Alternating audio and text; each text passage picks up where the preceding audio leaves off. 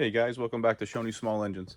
In this video, I want to take you through how I summarize Snowblower. In this particular model, it's a Tecumseh 5 horsepower. It would be the same for pretty much all Tecumsehs. For the other motors, a little bit different, but for this one, I'm just going to show you the Tecumseh. And one of the major things that I find people do is they leave gas in the tank in the carburetor. And if you're not running ethanol free with a stabilizer, chances are you're going to gum up that carburetor, and you're going to have to get your mower in for a service to clean the carburetor and drain the fuel system. So if you do that in the fall, if you do that in the spring, since over the summertime you leave that tank dry, that carburetor dry, you put fuel in there in the fall, it just fire right up for you. So in this particular model, the gas tank is full. The carburetor's full right now. It was used about a month ago in the last snowstorm. So I'm going to start with draining the fuel tank, and then I'll show you how to drain the carburetor. So let's start there. So a couple ways you can do this. I always put a fuel cutoff switch on my Tecumsehs when I come in for service or any repairs. So this one is off.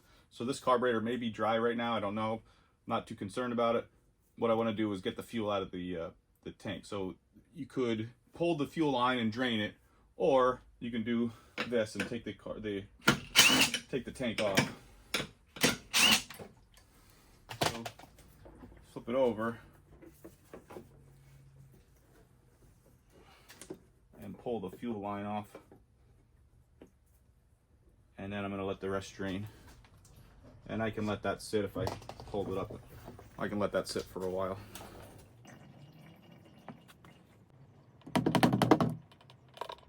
All right, that should be just about everything. Even if there's a couple drops in there, it's no big deal to evaporate. So come back here. Good time to inspect your fuel lines. These look good. I replaced these last year. Pop that back on. I'm going to put the fuel tank back on, and then I'll show you how to get the fuel out of the carburetor.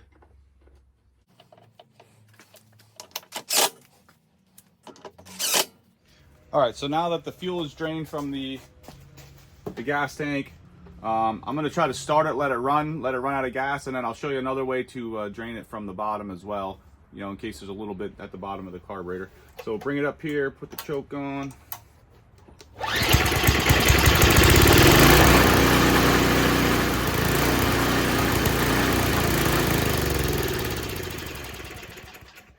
All right, now it's run out of gas, so there's nothing in the tank, there's nothing in the carburetor, but I like to check from the bottom here. This little spring. All right, if there's any fuel left at the bottom of the carburetor, I want to get it out of there. So I'm going to put my finger on that spring and let it drip out.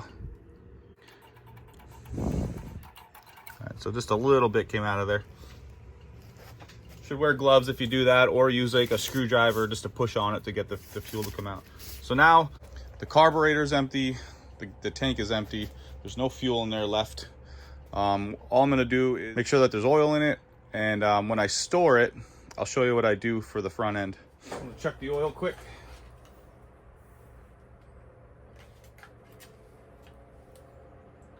It's a tiny bit low, so I'm just gonna add a little bit.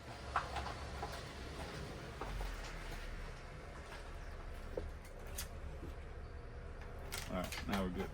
And then the final thing I do when I'm storing this, now this is gonna be my final storing spot, is I usually lift the bottom end up and kind of put like a 2x4 across the bottom, or two blocks on the ends, just because I don't want the metal sitting on the concrete collecting moisture throughout the summer and then creating, you know, rust along the bottom of the frame and the sliders.